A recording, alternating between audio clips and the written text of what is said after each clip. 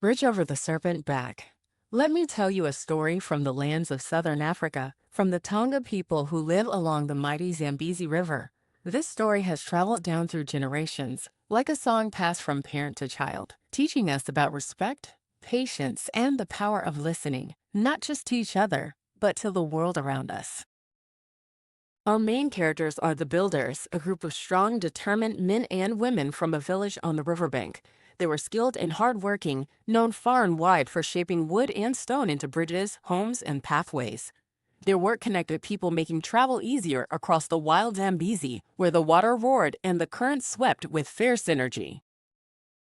But this story takes place long ago, before roads and modern tools, when the land and rivers were alive with spirits, powers that watched over nature and all who lived in it.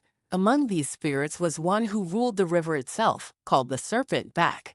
The Serpent Back wasn't a snake like the ones you see crawling through the grass. No, this was a great spirit, winding beneath the water's surface, strong and ancient. The river was its home, and it did not like when humans tried to change its flow without asking. So when the builders decided to construct a bridge across the Zambezi, they did so with pride and excitement. They wanted to connect their village to the lands beyond, to share stories, goods, and friendship. But in their eagerness, they ignored the warnings from the elders, warnings that the river must be respected, that the spirit beneath the waves would not allow its home to be disturbed without permission. As the builders hammered and pulled beams across the water, strange things began to happen. The river swelled and roared louder than before. Tools were lost, beams shifted and cracked. The workers grew tired and afraid.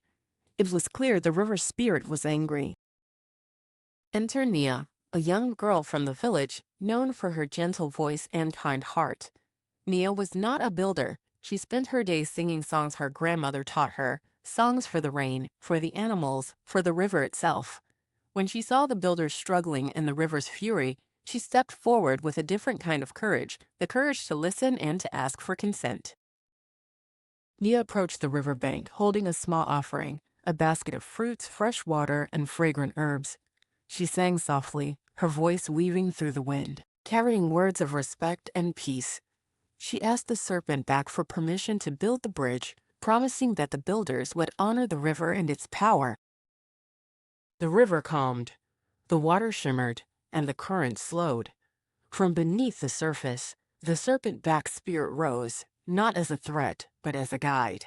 It spoke through the rustling leaves and the gentle splash of water, agreeing to allow the bridge, but only if the builders followed certain rules.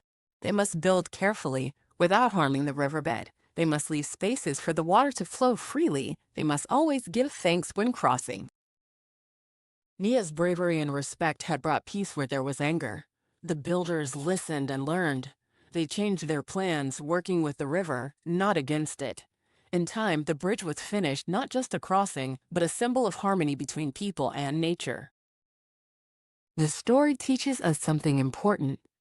When we want to change the world around us, build a bridge, plant a garden, or even paint a wall, we should remember the spirits of the place, whether those spirits are real or the feelings of the land and water.